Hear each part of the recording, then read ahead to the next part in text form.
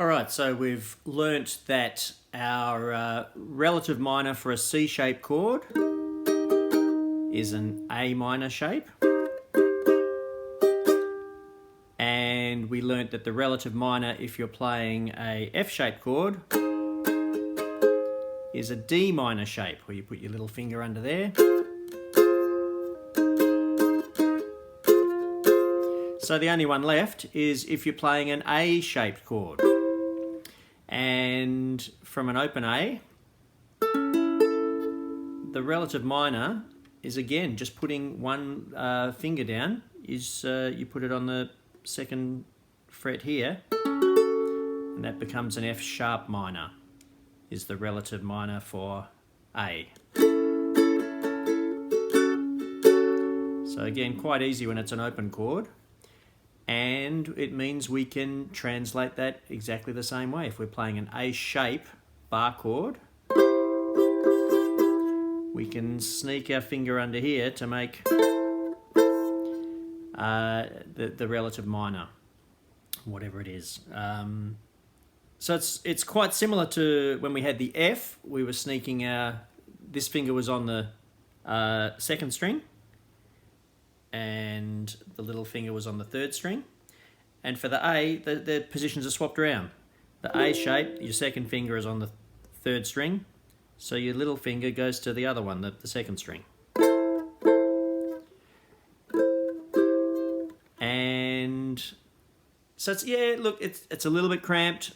Again, it's depending on the size of your ukulele, you'll find it easier. But the smaller the ukulele, the tighter it is. I'll show you a tip after this lesson. But yeah, so if we've got an A-shaped chord, there's your minor. Relative minor is to put the pinky in underneath. And then the 4 and the 5 chords from there would be a C shape, 2 frets up and 2 frets again. So there's your A shape with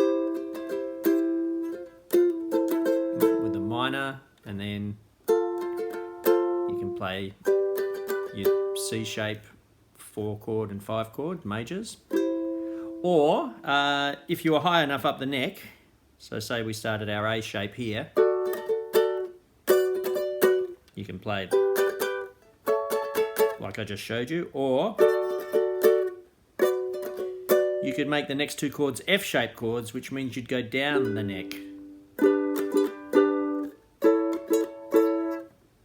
And there's your A shape. The relative minor is on the same fret with a F-sharp minor shape. And then your F shape would be, I've slipped it down 3 frets to get my 4 chord, and then up 2 to get the 5 chord. Going between a 4 chord and a 5 chord is always easy. You're just basically sliding 2 frets, whatever shape you're in. But yeah, depending on where you are on the neck, obviously if you're starting here, you can't find your F-shaped chords, so you would go to the C-shaped chords. And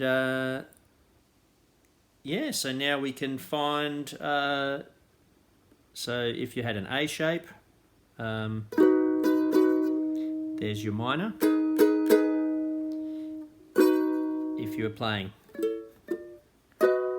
an F shape, there's your minor. And if you're playing that as a C shape, there's your minor. And they're all the same 2 chords, just played in different positions.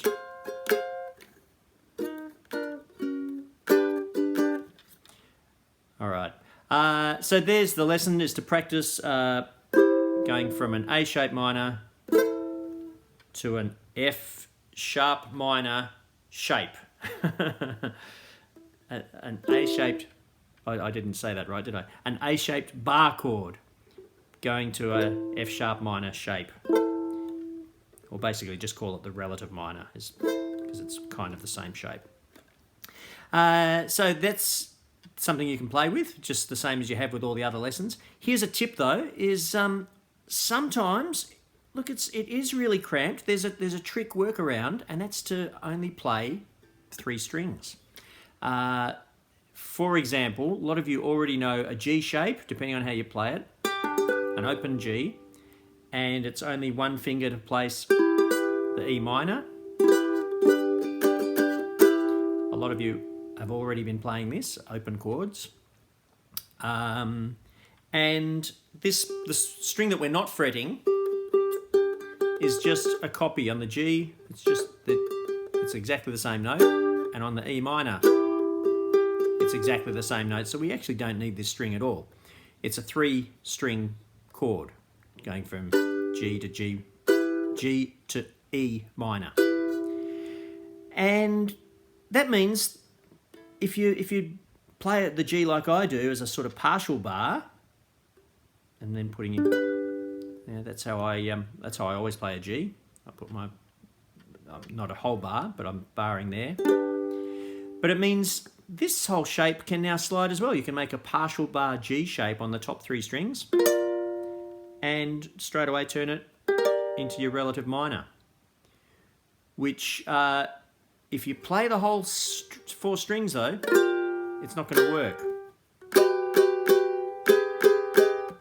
That's terribly out of key. So the trick is just to play the top 3 strings only. So on this hand, quite often I'll be strumming and I'm deliberately hitting this string and sitting my hand on the string to mute it.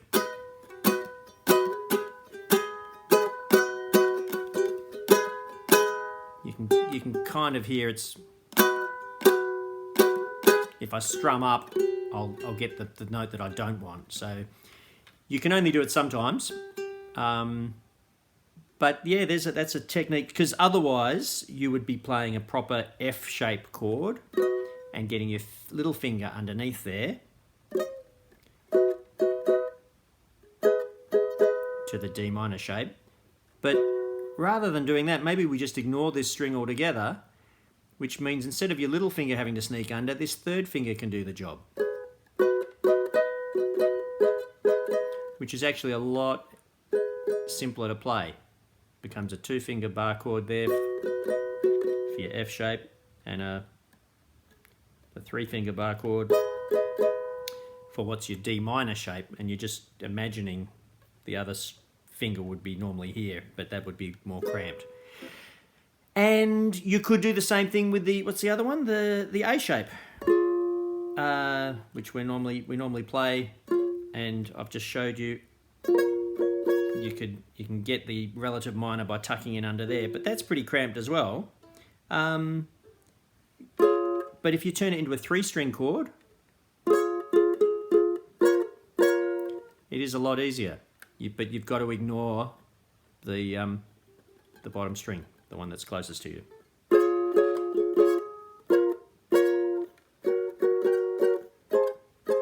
And then it still works.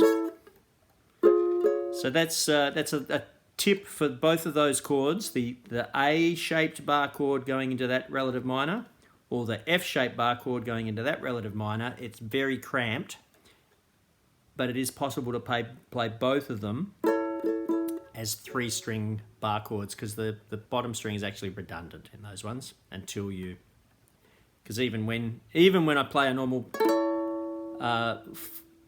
full bar shape,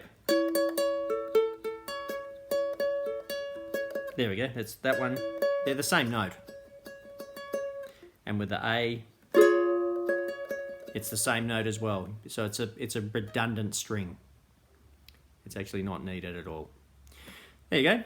So there's a tip, is to practice that new shape with your 1, 4, 5 and the relative minor pattern, but also have a go at playing it with just the 3 strings, because there's been plenty of times that I'll find that's a lot easier than actually forming the whole bar shape chord.